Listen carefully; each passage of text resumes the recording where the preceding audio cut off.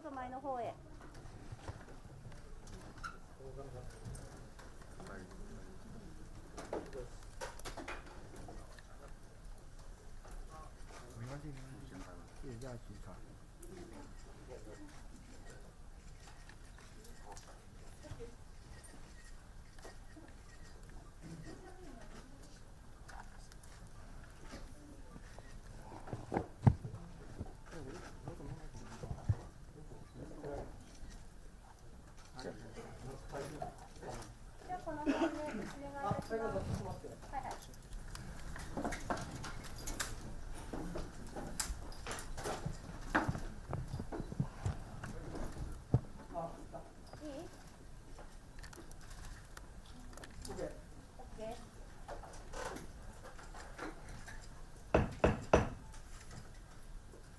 Good afternoon.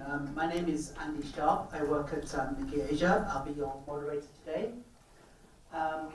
It's my pleasure to welcome Kowenji to the SCCJ today. He has a long career. He used to be a doctor at the National Taiwan University Hospital and a professor at the National Taiwan University College of Medicine, and then switched to politics, running as an independent and winning the 2014 Taipei mayoral election, and again in 2018. He founded the Taiwan People's Party in 2019 and formally announced recently he would run in January's presidential election. He hails himself and his party as a third political force between the ruling Democratic Progressive Party of the Tsai Ing-wen and the main opposition Kuomintang. Recent polls show that Ko has been picking up support in recent months in a presidential race that looks to be wide open. So we could today be talking with Taiwan's next president. Today, Ko will talk about Taiwan's place in the world and his plans for Taiwan should he get the top job. And as I can see, we have a lot of cameras and Taiwanese media here today, so we can expect some interesting questions. So anyway, without further ado, we'll let Mr. Ko speak for about 10 minutes or so with interpretation by Mariana here, and then we'll open the floor to questions and answers. Okay, floor is yours. OK， 日本外国特派员协会的各位会员以及现场的媒体记者，大家午安，大家好，我是2024年中华民国总统候选人柯文哲。距离上一次来日本已经4年了，这一次非常荣幸有这个机会来这个地方演讲，感到十分荣幸。Hello to all members from our Japan Foreign Correspondents Association and also our reporters here. I am a presidential candidate of the Republic of China in 2024,柯文哲. And it's been already 4 years since my last visit to Japan, and I'm very much honored to be able to give a speech to all of you here at FCCJ today. 2013年，中国开始“一带一路”计划。2018年，美国总统川普开启了美中贸易大战，从此国际局势遭到了剧烈的冲击，地缘政治也开始成为世界各国关注讨论的议题，其中台湾与中国大陆之间的互动，以及海峡两岸的和平，更是洞见观瞻。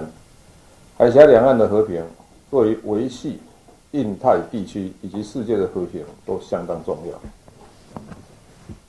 In 2013, China had started the Belt and the Road Initiative, and in 2018, Donald Trump had started the U.S.-China trade war.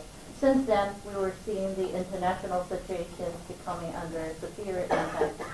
Geopolitics has become a topic of much concern and triggering discussions around the world, and the interactions between Taiwan and mainland China and the peace across the Taiwan Strait is a matter of very much concern.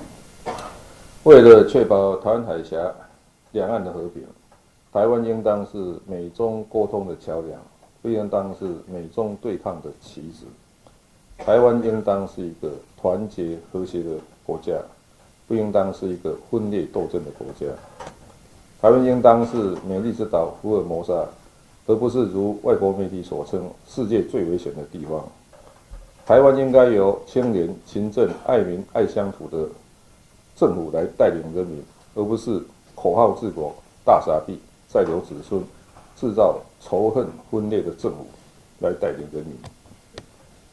And the peace across the strait is very brief value to maintenance of peace in Indo-Pacific region and the world as well. In order to ensure that this peace across the strait will be in place, Taiwan should be a bridge of communication, channeling that communication dialogue between U.S. and China, and not being a chess piece played around in the U.S.-China confrontation.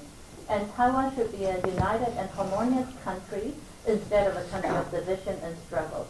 Taiwan should be called the beautiful island of Formosa, not being called by some foreign media as the most dangerous place on earth. Taiwan should be led by a very diligent, of high integrity, a government who cares for its people and also the land and its culture, not a country to be ruled by just slogans on the mouth and spending big money and leaving jobs to the future generations or creating hatred and division across.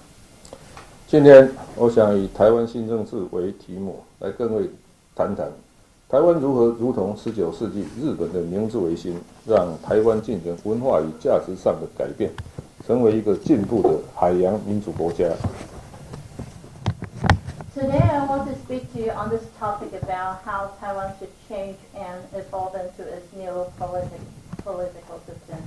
And I would like to talk about how Taiwan could do it similar as to what Japan used to have in its Meiji Restoration or the Meiji Renewal back in the 19th century, allowing Taiwan to have its changes both in culturally and also in the value it holds to become a more progressive and maritime democratic country. 1624年，荷兰人为了建立在远东贸易的据点，来到了台湾。将台湾带进了世界的视野之中。400年来，多个国家的文明与族群在这片土地上竞争与交流，为台湾创造了多元、坚韧、包容的文明。In 1624, the Netherlands came to Taiwan to establish a foothold in their Far East trade, bringing Taiwan into the world's perspective. Over the past 400 years, multiple civilization and ethnic groups have competed and exchanged their views over this land, creating a very diverse, resilient, and a well-harmonized civilization. 我在2019年创建的台湾民众党，目的就是希望自由、民主、多元、开放、法治、人权、关怀弱势、永续经营的普世价值，可以在台湾实现。My goal when I founded the Taiwan People's Party in 2019 is to make sure that we can have these universal values being held by all Taiwanese people to be made into reality, including having freedom, democracy, diversity, and having open-mindedness, justice, and human rights. And we care for the underprivileged, meaning we care for charity, and also to have sustainability put into practice. 我认为，只要生活在台湾这片土地上面，认同台湾就是台湾人，然后透过普世价值凝聚国民意识，让国民团结彼此，建立共荣社会。I believe that as long as one lives in the land of Taiwan and identifies himself or herself as a Taiwanese, one could be identified so. Through the universal values that we share, we can unite the people in Taiwan and we can build an inclusive society. 一个国家如果要长治久安，必须正本清源，源头就是政治文化。If one country wants to enjoy stability and peace for a long time under good governance, it must get to the roots of the problem, and the source of all problems is based on the political culture.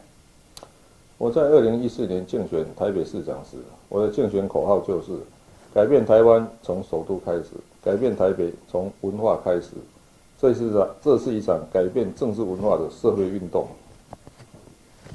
When I announced my candidacy for Taipei City Mayor in 2014, my campaign slogan was, "Let's change Taiwan starting from its capital in Taipei." And when we want to change Taipei, let's change it starting from the culture. And this is going to be a social movement changing the culture of the political culture. 正直诚信是我在台北市政府工作时候的最高准则。每天早上7点半准时上班，召开晨会，确保市政团队清廉勤政。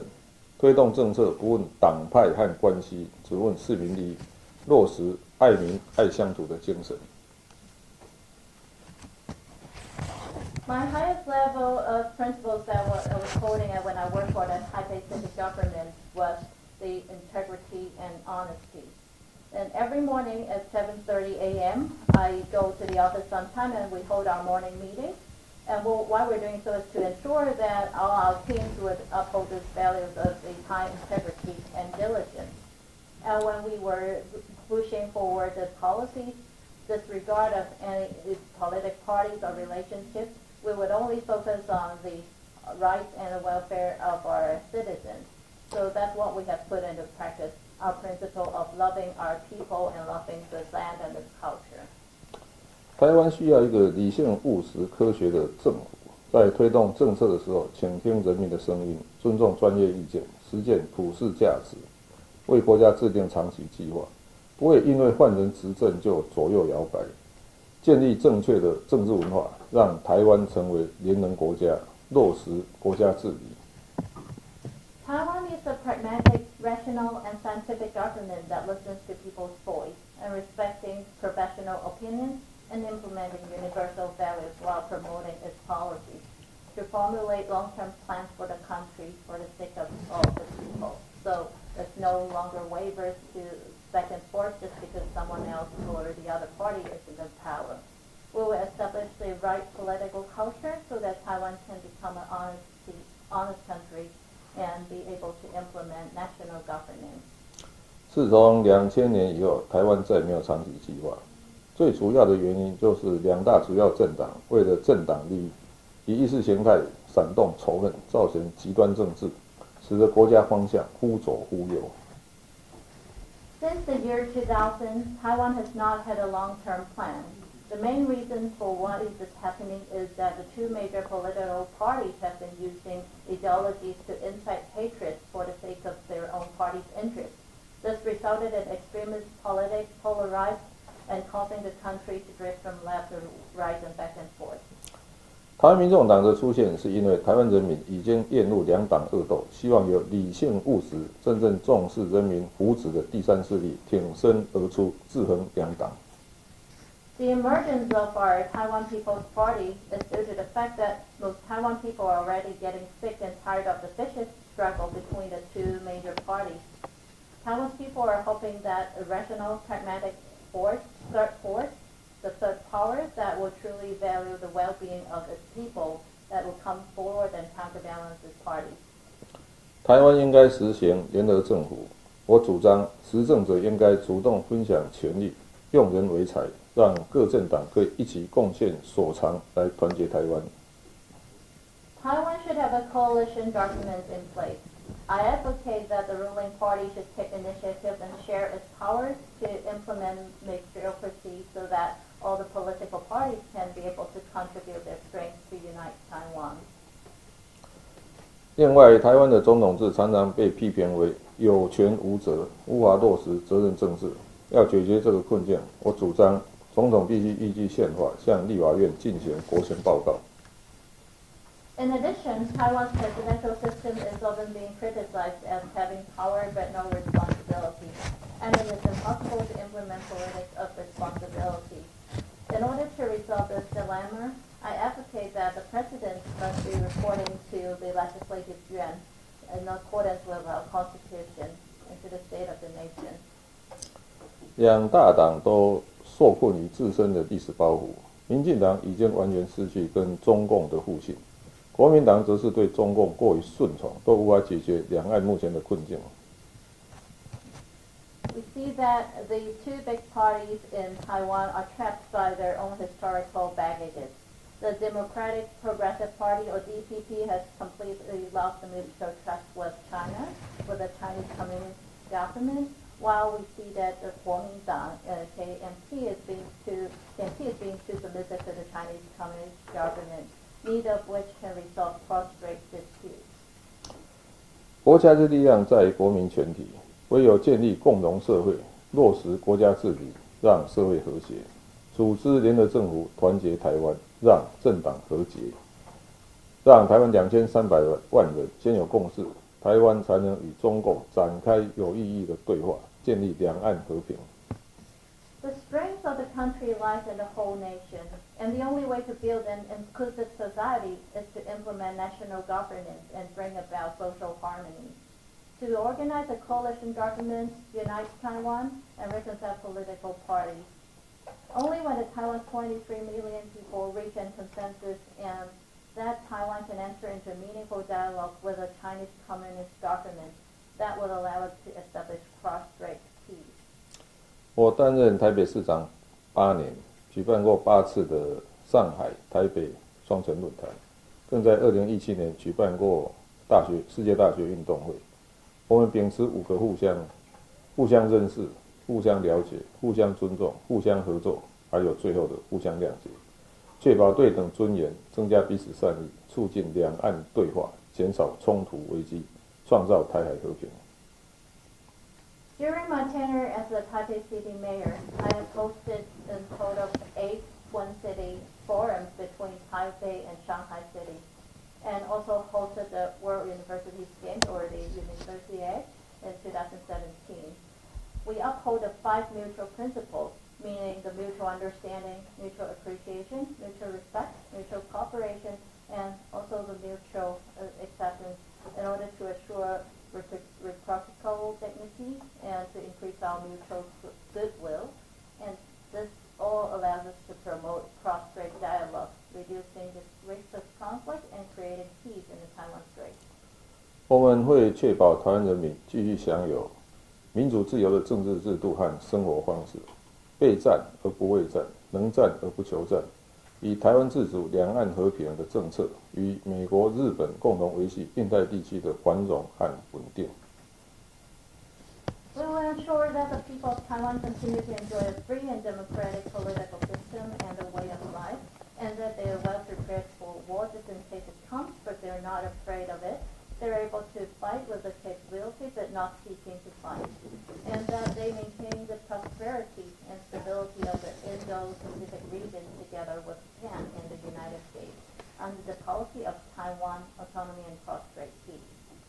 对内，台湾必须自立自强，以政治文化开始来改变国家的体制；对外，与民主世界的伙伴，我们要建立合作关系。日本是台湾在亚洲最重要的盟友。基于过去100多年的互动与交往所建立的深厚友谊之上，全面深化各项合作。Domestically, Taiwan must be self-reliant and change its national structure from political culture onwards. And externally, in diplomatic sense, we need to build collaborative and cooperative relationship with our partners in the democratic world. Japan is Taiwan's most important ally in Asia, and we need to deepen our cooperation based on the Kizuna, the deep and mutual bonds we have built over the past 100 years of mutual interaction and engagement. 在李登辉前总统的时代，有明德小组扮演美日台3方高层沟通的平台。未来我们也希望重新建立这样的制度，彼此分享讯息，维护区域的和平。Under former President Lee Dong-hoi's administration, there was the Mingde group that served as a platform for high-level communication across the United States, Japan, and Taiwan. We hope to reestablish such a system in the future so that we can share information and maintain regional peace. 日本是台湾第3大贸易伙伴，在全球瞩目的战略产业半导体产业有非常密切的合作。我们希望台日双方可以合作建立更有韧性的产业链，作为世界科技与经济发展做出一个稳定的贡献。Japan is Taiwan's third largest trading partner, and there is close collaboration in the semiconductor industry, a strategic industry of global importance. In the future, we hope that Taiwan and Japan can work together to build a more resilient industrial chain and make a stable contribution to the world's technology and economic development. 台湾许多中小企业都拥有很好的技术，被称作隐形冠军。未来我们会积极加速制度法规接轨国际，争取加入区域经贸组织，尤其是 CPTPP、RCEP 等区域经贸组织，让优秀企业走向世界，世界走入台湾。Many small and medium-sized enterprises in Taiwan have excellent technologies and are called the invisible champions in their field. In the future, we will actively accelerate the integration of systems and regulations with the international community and strive to join regional economic and trade organizations, especially the CPTPP, RCEP, and other regional organizations, so that those outstanding enterprises from Taiwan could go global and to the world. We also allow many outstanding companies to enter Taiwan. 现在大家都说台湾有事，日本有事，美日同盟有事。我希望在未来大家可以说，台湾和平，日本和平，世界和平。Now everyone's saying it's going like when something happens to Taiwan, it would go over to Japan, and also it would affect the ally between Japan and the United States. My hope is that in the future we can say, we see peace in Taiwan, peace in Asia, and therefore peace in the world. I'm confident that in the future, Taiwan is going to make more positive contributions to global democracy and become a good model of progress in the democratic world. 台湾一直以来都被称为华人世界的民主典范，未来我有信心，台湾可以成为全球民主的进步典范。谢谢大家。And that is what Taiwan has been called upon all the time as the democratic good role model of the Chinese population. And I'm confident that Taiwan is going to make more progressive contributions to the world moving into the future, becoming a good example. Thank you all.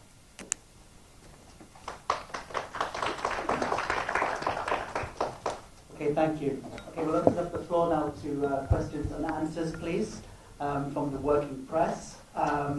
If you could give your name and affiliation and keep your questions short, as we have a lot of people in the room and a number of questions online. Okay, this man here. Yeah.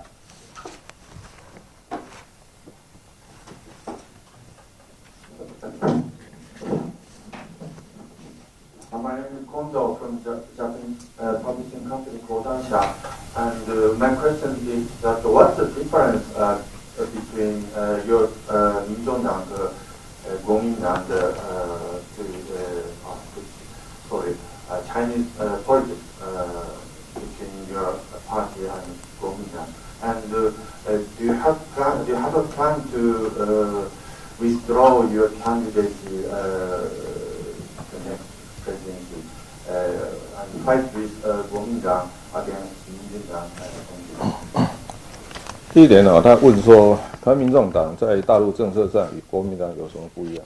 简单的讲是这样的不只是国民党，其实也跟民进党。第一点台湾还是应当是站在自由世界这一边，所以跟美日的这个合作关系就不会改变。只有唯有在应对中国的时候，我们跟其他两党有态度上的不一样。民进党是跟大陆完全不沟通，国民党又太顺从，所以我们就想要办法在其中取一个平衡，这第一点。第二点他说我们会不会跟国民党合作去赢得那个选战？这个问题在台湾已经被问了好几个月，你知道我倒觉得是这样的政治并不是说要推翻谁打倒谁，更重要的是我们要给台湾带来一个新的政治。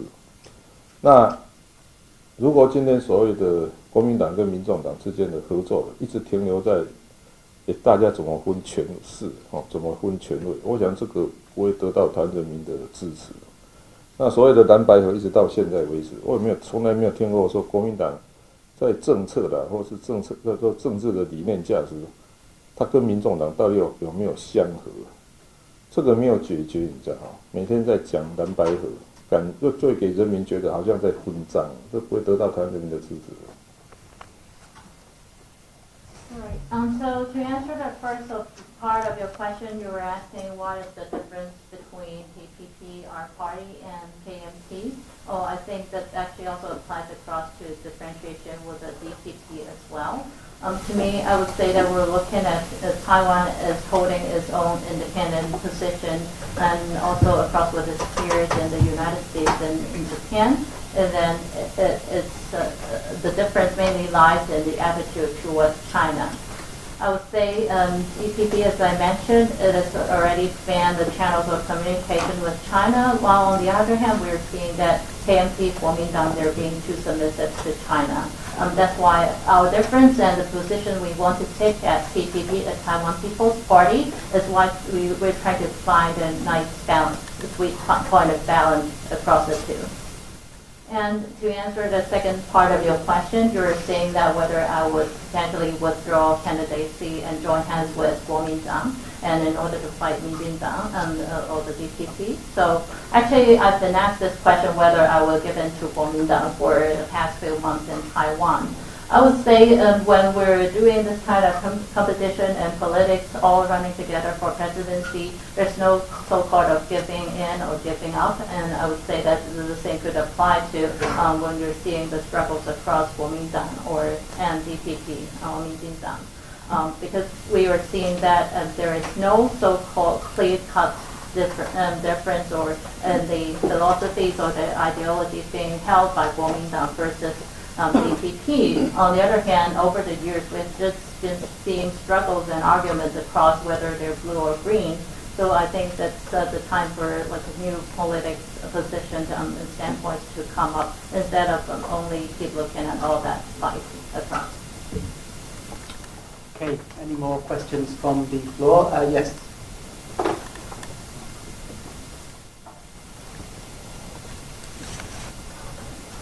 Correspondent Television， 台湾对比到森林，我用中文比较台视新闻特派员真的方。我们记者俱乐部已经有2位台湾来的总统，一位是卸任总统，一位是现任总统。明年的这个时候，你可能会是第3位总统，也说不定。但您这次来访，您的行程排得非常的紧凑，也非常充实。相信您在这一次访日的期间，您一定感受到日本人对台湾有事、日本有事的这件事情非常的关心。您所提到的台湾和平就是世界和平、日本和平，但您要用什么样具体的方式来让台湾维持和平呢？因为台湾现在跟中国大陆已经完全没有互信的关系了。在这样的情况之下，您有什么样的具体的方式呢？而不是宏观的概念，而是更具体的方式能够说明一下吧。谢谢。Maybe I should translate the question first. So this is from the TWBS. I'm a correspondent from the Taiwan Taishu Xinwen. And actually, you are the third person potentially because there have already been 2 former presidents visiting us here. So potentially next year you may become the third president that's visiting this place. And I see that during your visit this time to Japan, your schedules are really packed, and I see that you got a lot of activities during your stay here.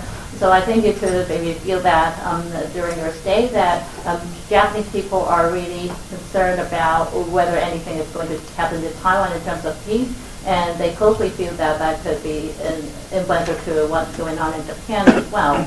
So I'm just wondering, what do you think are the hands-on way or measures that you can put in place to keep the peace of Taiwan?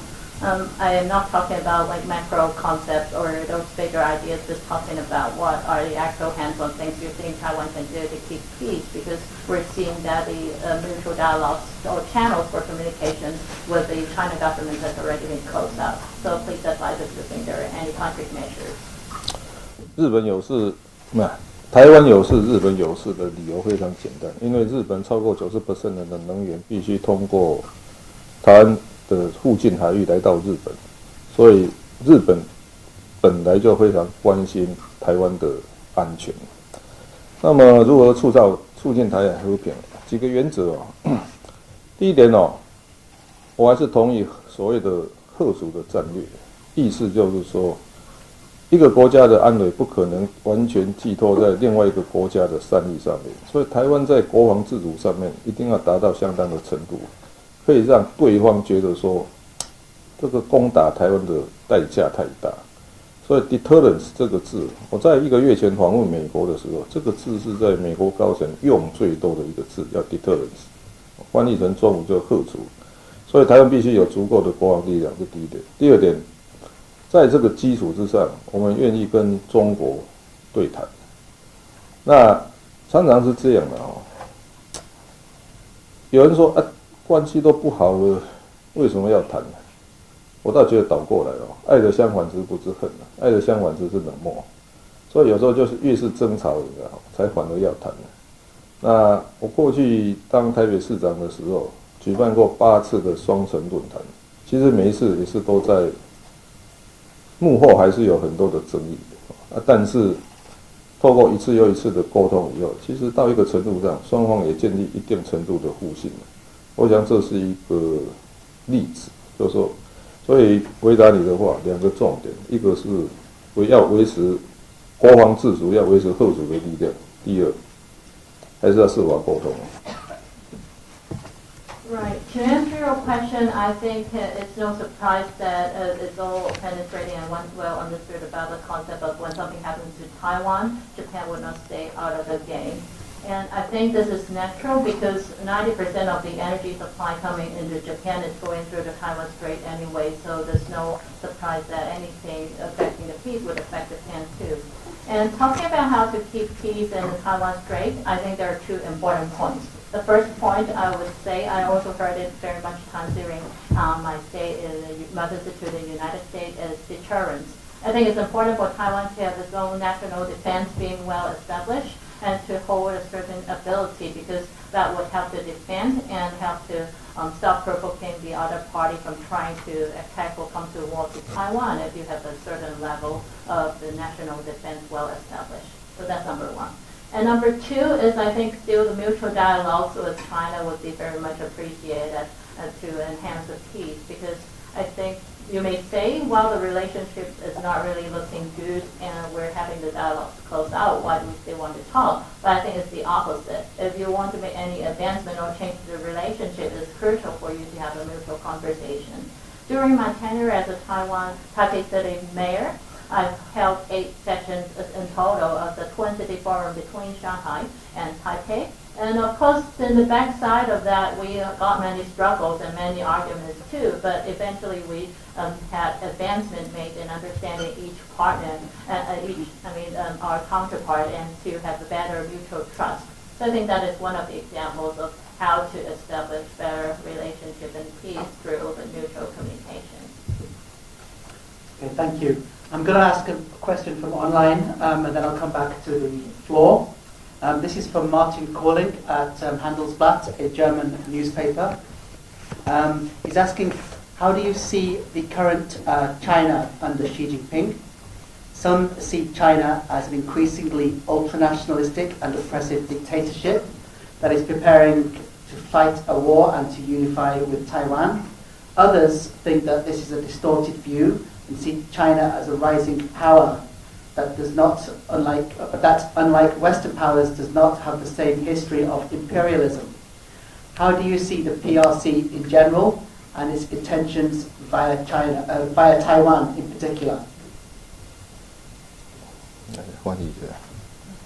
好，那现在收到一条是网上的查询，然后是我们德国报纸 Handelsblatt 的记者 Martin Collins 他问的问题。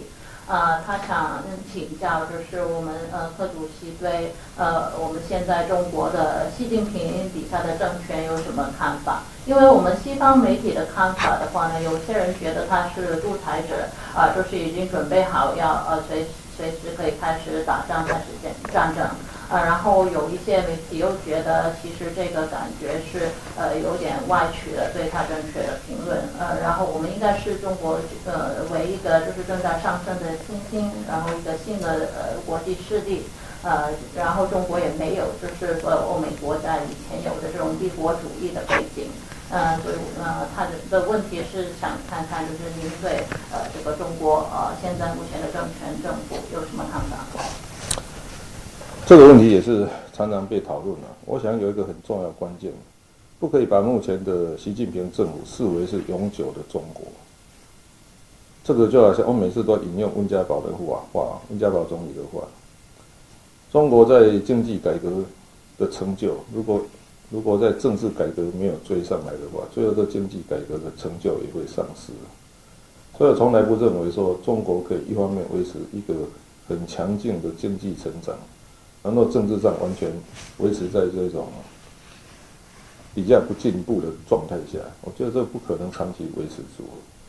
所以事实上我在1个月前访问美国的时候，在美国国务院的讨论当中，这一点我认为我是跟美国政府最大不同点。我也问了一个题目，我说如果我们都相信普世价值，为什么认为中国永远不会有民主自由？所以我都跟美国政府讲说 ，Never give up to transform China。我们还是认为，如果我们相信软实力，我们相信普世价值，为什么我们认为说中国不会改变？所以结论是这样的第一，不要把目前的习近平统治下中国视为是未来永远的中国。我认为中国还是会改变，因为经济上的成就，如果没有政治上同时的同样的进步，这个系统是不稳定的。再来，我们还是要相信普世价值，要相信软实力。我们应该协助中国进入文明的社会。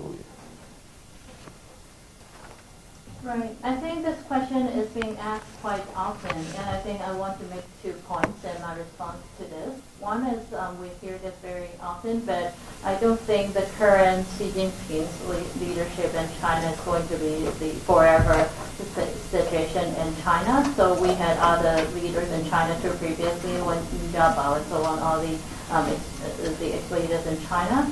And I think if eventually China's government don't make reformation in its political system, not making advancement in that, although China is achieving in its economic advancement, it would eventually face a downtime. So it would not last for long without advancement in the political side as well. And about a month ago when I visited the United States and was talking to the people in the parliament and the Senate as well, we're also discussing about China problem, and this is the point that I made to them.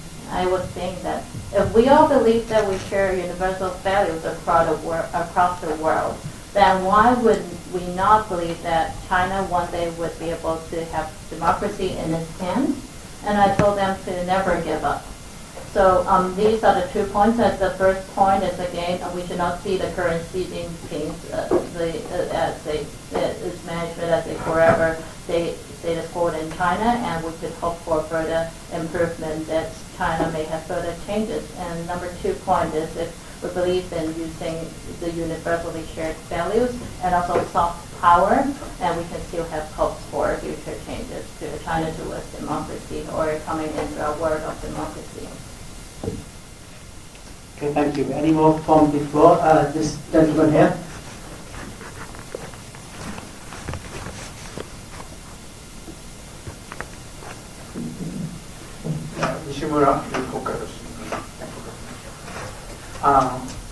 In the article of Asahi Shimbun this morning, which was the interview to you, you mentioned the possibility of having the trilateral security talks between Taiwan, Japan, and the United States.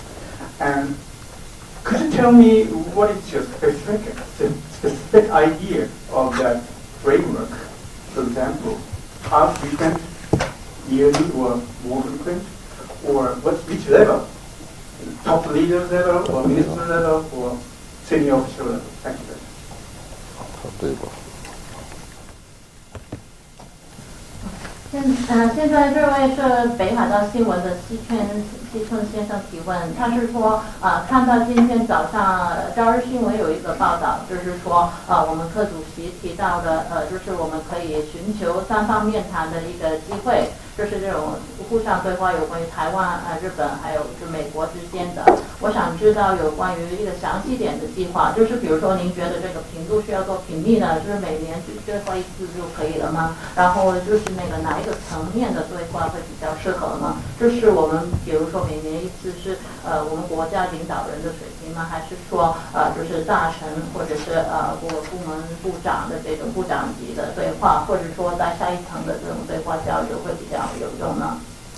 这个每日台那个国安层面的沟通平台这个不是我发明的，这是李登辉总统在当总统时候的当时应用台海危机的模式。第一点它是美国、日本跟台湾每个月轮流做东，参加的人原则上都是国安高层的。那在地主国通常这个总统都有参加，所以他讲过，当时在台湾举办的话，李总统有时候会参加。在日本当时是桥本龙太郎，那在美国至少是国务院的的国务卿会参加。那它是1个月举办一次。其实它真正的目的是说，在危机的时候，你知道吗？做一个比较密集的沟通，而且是在高层面的，有问题可以很快有效率的处理。还有一点是这样，因为毕竟台湾跟日本这种文化沟通比跟美国还更容易，所以通常是当台湾跟日本都有共识的时候，就更容易说服美国三方一起有共识。这是针对他的回答。So, I believe this trilateral security talk that you're mentioning about, actually what I suggested was not my original idea. It was back in the ex-president's time when the Deng Hui, he actually adopted this mode of having the mutual conversations across Taiwan, Japan, and U.S. as a closed group. And speaking of the level, I would say that we're talking about the national leaders. So at the time of ex-president Lee Deng-hui, it was having himself, and back then we got Ryutaro Hashimoto as the Japan's president, and then in the United States it will be the top of the Senate and of the National Defense Department. So it was a very close loop conversation and was held on a monthly basis. So to allow when anything is happening across the countries or global securities, they could efficiently exchange their opinions and make quick decisions. And in this aspect, I would say Japan and Taiwan are very much culturally close. So once Japan and Taiwan could arrive at consensus on certain matters, it also makes it easier to convince the United States to be on the same line with us. Okay, thank you. Okay, another question online here. This is from my colleague Thompson Chow in Taipei. He's saying Taiwan has focused a lot of its diplomacy on Russia's invasion of Ukraine over the past year, but in contrast, the ongoing crackdown in Hong Kong and the Myanmar's post-coup crisis have fallen off the radar. If elected president, will you step up support for the Hong Kong people who have moved or want to move to Taiwan, and how? And also, when the Burmese military is still actively killing civilians and persecuting elected politicians, will Taiwan, under your leadership, refuse to recognize the junta's planned election? 我们现在又收到一条网上提问的问题，这是我的同事，我们日经新闻在台北的 Thompson Chan 他问的问题。他是说看见台湾就是最近在俄罗斯攻击乌克兰的态度上就是很支持我们维持和平，就是有一个比较强硬的态度。但是相比之下呢，我们看见比如说香港的问题，或者是缅甸这边也是军政府攻击平民的这些举动呢，我们就没有看到台湾有什么强烈的表态。所以我想知道，如果您当选总统的话，您会就是比如说有一些具体的政策吗？比如说帮助如果有一些香港人想要移居到台湾，会有什么样的政策可以支援他们呢？或者是说缅甸的话，这个缅甸军政府继续攻击平民，或者是现在他们政权您会对他们政权表现出一种明显的就是对立的态度来谴责他们这种就是杀害平民的行为吗？第一点在香港反送中事件的时候，当时的台湾政府是相当明确的表态。那当时我是在担任台北市长，为了这个，我们在市政府还有开专案小组，就是如何协助香港人移民到台湾来。据我所知，在2019年，香港到台湾移民人大概接近1万人，好像详细数字是9000多一点。所以事实上，台湾在香港受到压迫的时候，并没有置身事外，他是有明确的表达意见的。而且当时在台湾，特别是在年轻人政府的这个举动是高度受到年轻人支持的。那台湾政府在当时也有具体的协助香港人移民到台湾。那如果面对缅甸这种事情，我倒觉得这样。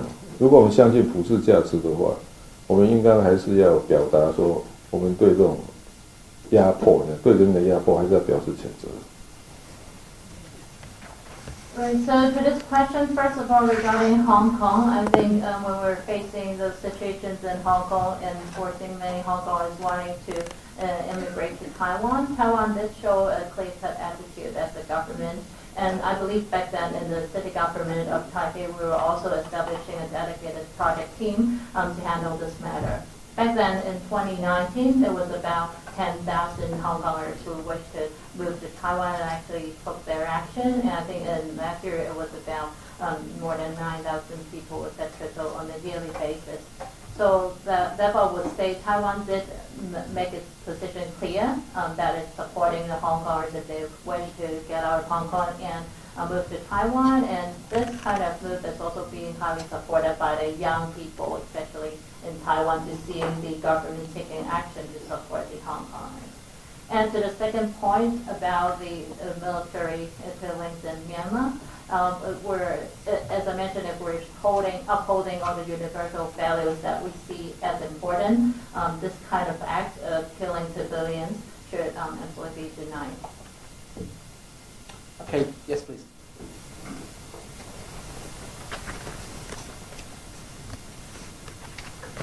Hello, Gabriel Dominguez from the Japan Times.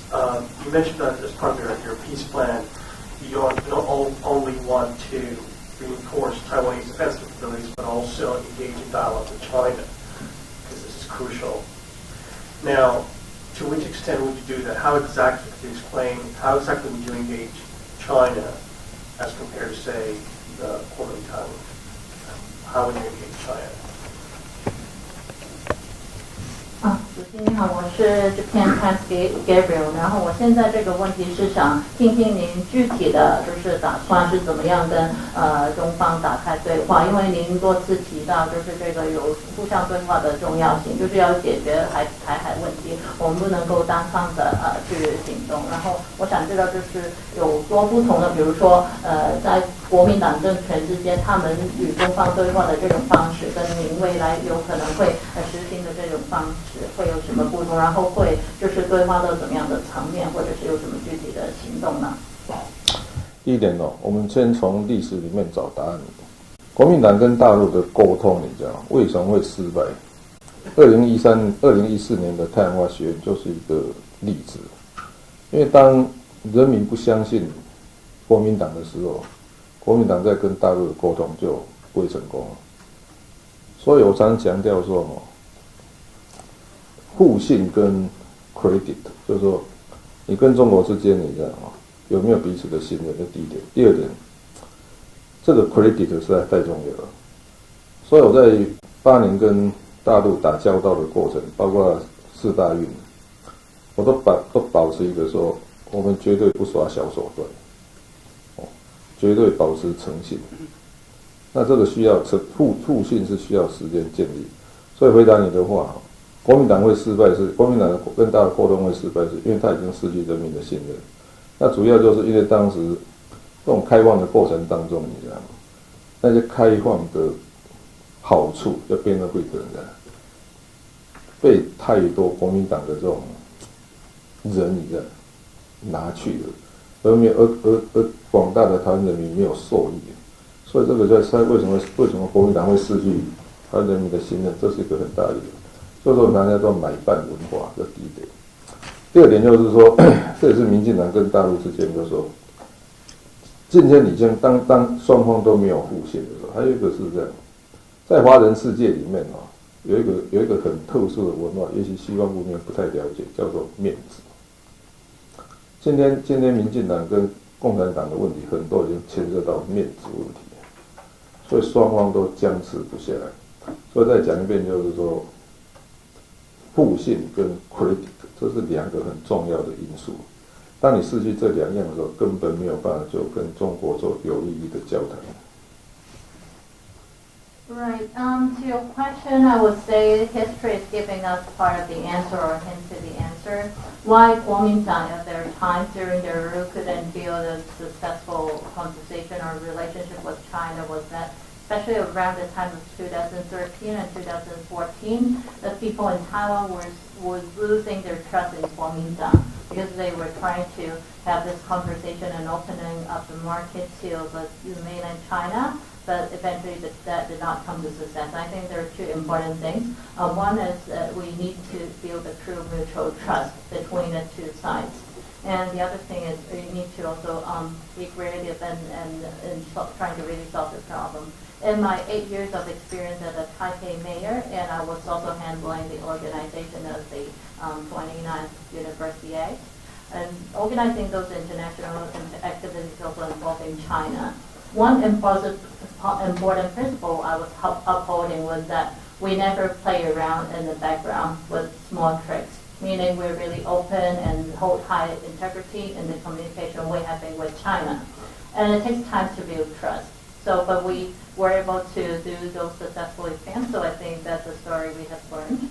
And so the point why Kuomintang didn't have the true success in the building relationship in China was that it started to lose the trust of Taiwan people. And when it gets some advantages from opening up to China, it actually takes away most of the advantages and benefits that were brought about from that better relationship. And the people of Taiwan didn't really get much of it. And that's why it was losing the trust of its people. And let's look at the other party, DPP, Democratic Progressive Party, or Kuomintang. And they, as previously mentioned, already lose the mutual trust relationship with mainland China. And I think why they couldn't make any change to that status quo was that it may be hard for Westerners to understand, but in the world of Chinese people, there's a concept of 面子, or we want to hold our face.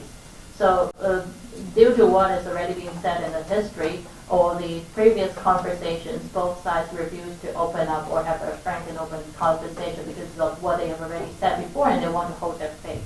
So that's why it's sort of a frozen or very strict relationship as for now. That's how I see it. So I think, again, mutual trust is very important, and we try to bring in some creativity to change the situation. Just a quick follow-up question from me. Should you become elected as president of Taiwan, would you seek a meeting with Xi Jinping? 目前没有了，还有一点呢谈我说要先决定战略，再决定战术，再决定战斗。所以你做事情要有目的。所以请问跟习近平谈现在目的是什么？这个还没确定之前，谈也没有用，所以最后就沦为表演，为了谈而谈。Right. So to this question, frankly speaking, I don't have any plans to have direct conversation with President Xi Jinping at this moment. And it's based on the principle that I always mention. I think we need to always start from strategy, going to actual hands-on tactics, and then going to the actual fight if we need to be on a fight, for example. So I think without any concrete agenda, what exactly we have to discuss with Xi Jinping, I think I will not be ready to schedule a meeting, because the first thing is we need to have a clear agenda on what exactly we want to discuss and what's the purpose of that conversation. Okay, another question here from online from Richard Lloyd Parry of The Times. He says Western media coverage of Taiwan is dominated by the tensions across the Taiwan Strait. But how much do ordinary Taiwanese people care about relations with Beijing? Are they equally or perhaps more concerned with the economy and the cost of living?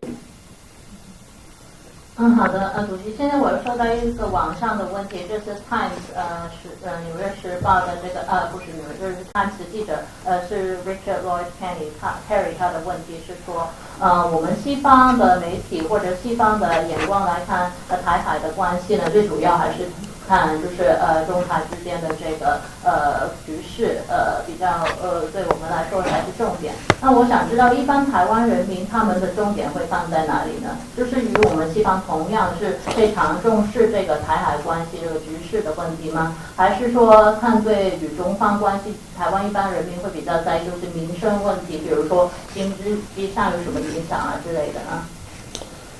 在去年8月美国众议院议长裴洛西访问台湾的时候，后来我们就发现全世界都很紧张，不紧张的是台湾人民。所以我们也在研究这个问题倒觉得这样，我们老百姓固然不会接受说在现阶段被中国大陆统治，可是我们忘记一件事情，和平是要有代价。所以我常觉得我们目前台湾人民的确忧患意识太少，这是的确是我们的问题。那原因之一是因为政府可能为了选票上的考量，所以刻意把这个忧患意识压低了，因为怕说因为引起大家太多的注意会影响选票。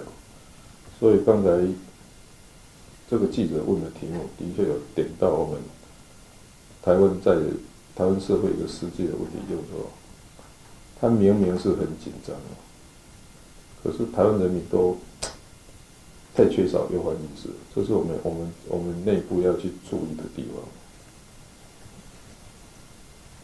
Right. I can take an example as a response to this question. In last year's August, when Pelosi, the head of Senate from the United States, was visiting Taiwan, the whole world was very excited about her visit. The only people not excited was people living in Taiwan. So then we were studying this issue and seeing why then the Taiwan people not really caring about it. And I think we're not seeing even big reaction in the Taiwan people as to one day they may eventually come under the China communist rule. But why they're not excited or not concerned about it at all was perhaps they're forgetting that there is no free lunch. To have peace, there must be something that you need to pay off or trade off at the background. I think Taiwan and people sort of is lacking this sense of alert in the political matters across the strait. And I also think that one of the reasons could be contributed by the governments that have been running for the vote, because they don't want too much attention and then cross-strait relationship that may reduce people's focus or attention on giving votes to them. So they just don't want influence to the vote, and that's why. So I think this question from Richard just now was very to the point. Pointing out this was sort of a loophole in the attitude of Taiwan people. There could be room for us to re-investigate and look into Taiwan people's attitude to have a higher level of awareness or alert in this kind of matter. Okay, I think we have time for one more question. Anyone from the floor? In Chinese, English, or Japanese? It's okay. Yes, sir.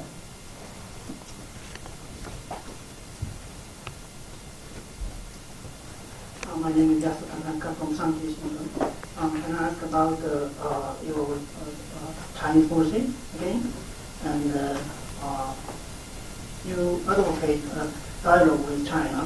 It sounds good, but the Chinese Communist Party set a strict precondition of dialogue, and that is the acceptance of the one China principle. And you have advocated cross-strait belong to the same family, and do you think that is enough for CCP accepting advocate on your dialogue? And on the other hand, Taiwanese people become more powerful identity of Taiwanese. You are advocating the cross-strait belong to the same family. Will be accepted in Taiwanese society? 主持人您好，我是产经新闻的，我是亚史田中田中。然后我这个问题也是有关于对中国的政策然后我觉得您说就是对话很重要，这听起来当然是很好的，就是尝试进行上方的对话。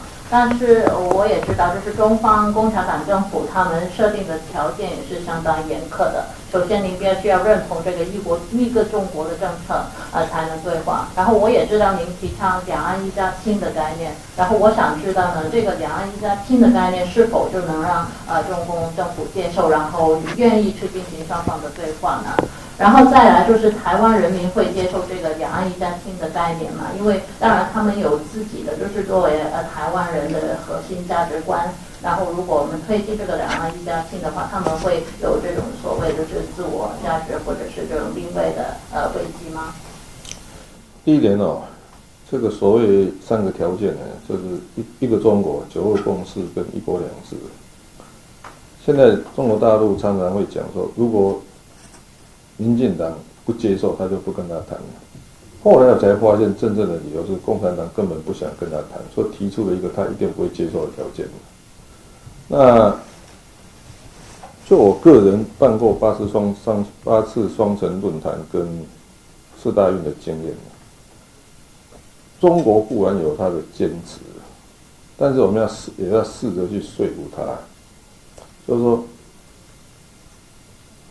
像第一点呢，我们没有正面否定你，但是也要让他。所以我当时为什么提出5个互相？5个互相里面互相认识、互相了解、互相尊重、互相合作。其实最后那个最难，叫互相谅解。我们要让对方知道说，你有你的困难，我也有我的困难。那如果你坚持这个，那后面根本都没得谈。所以是不是我们可以换个方法来处理？所以所谓对话，你知道吗？对话就是说，我想跟你谈但是能不能彼此谅解一下？那两岸一家亲这个是这样的，所以有时候我们要求对方谅解的时候，有时候也要倒过来，要跟台湾人民解释的。所以要跟他要试着说服他们说，试图说服我们台湾人民说，一家亲还是比一家仇好，这个交流比断流好，对话比对抗好。还有一点呢，要开始很务实的跟台湾人民讲说，我们目前43% 的外销是到中国，然后一年是对中国出超1000亿美金。然后我们在台湾本岛内有38万的陆配，就所谓大陆性的。同样的，我们有超过到底有多少台湾人在大陆？我认为不会少于100万。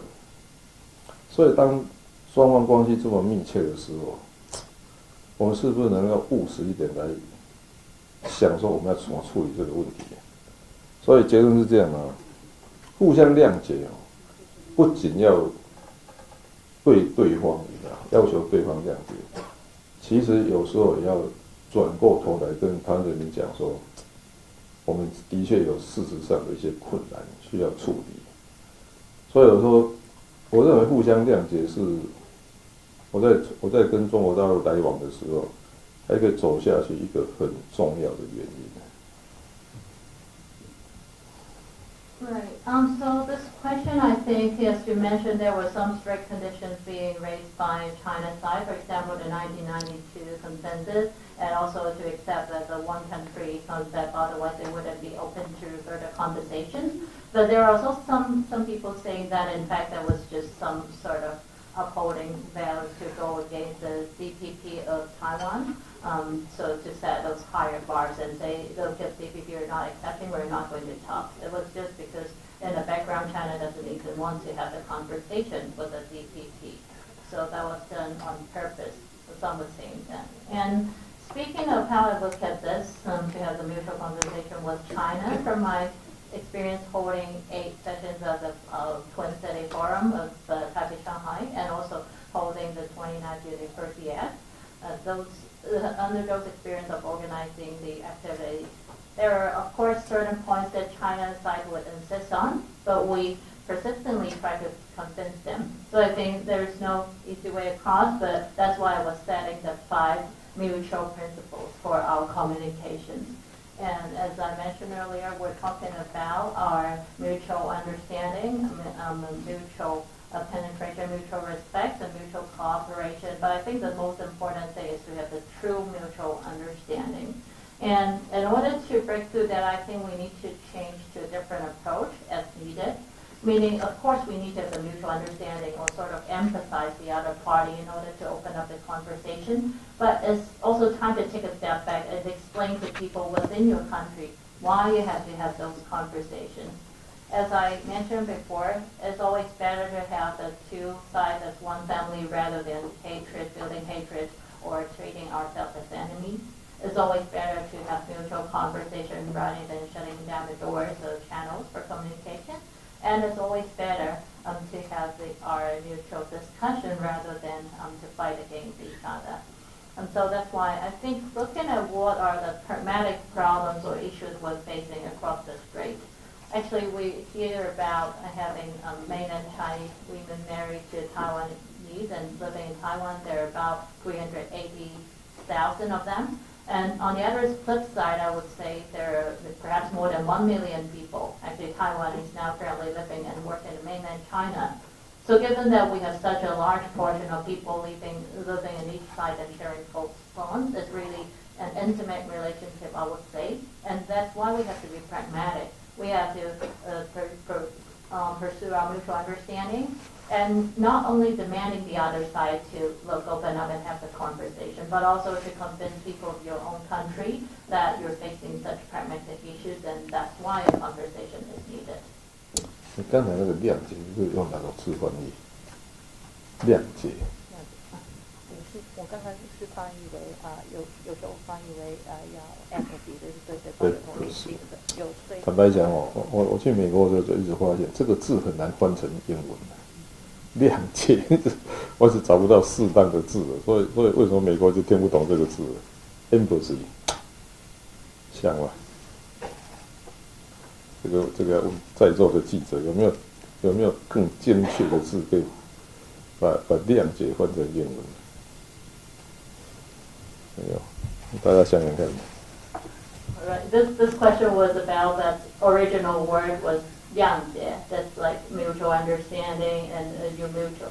I use empathize in part of the translation because I just wanted to differentiate with the other words and the mutual principles. But it's actually kind of hard to translate that into English. And according to experience in U.S., it could have find a very good word. So it's asking for any opinions from our reporters here. Anyone have a good idea of how to translate this Chinese word of 谅解 into English? What would be perhaps a better word than empathize or understand? 这个字什么意思呢？为什么要讲这个呢？台湾比世界更了解中国，台湾比中国更了解世界。所以为什么有时候西方世界在跟中国打交道会踢到铁板？因为的确有很多字是，就是那个同一个文化才有办法了解说那个字是什么意思。但跨过文化的时候，就是很难沟通了。And why I'm bringing this translation thing up is because I think it also applies to our relationship across Taiwan, China, and the rest of the world. So I think Taiwan has a better understanding of China compared to the rest of the world, and then we can look, we can understand better through these different perspectives. But there are many words. Taking this 谅解 as one of the examples, that sometimes it's difficult to translate across the cultures. And when we're trying to translate, sometimes you don't 100% convey the true meaning in that original language. Yeah. Okay. Thank you very much. Thank you very much indeed. Okay, we're going to wind up the press conference here, and I'll give you a 1-year free membership of the club. So please come back. Okay, thank you.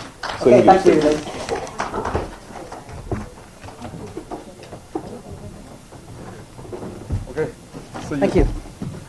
Take care now.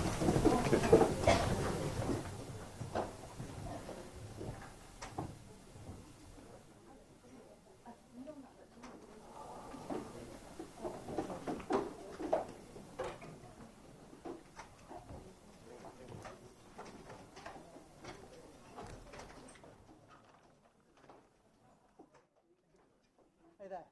Thank you.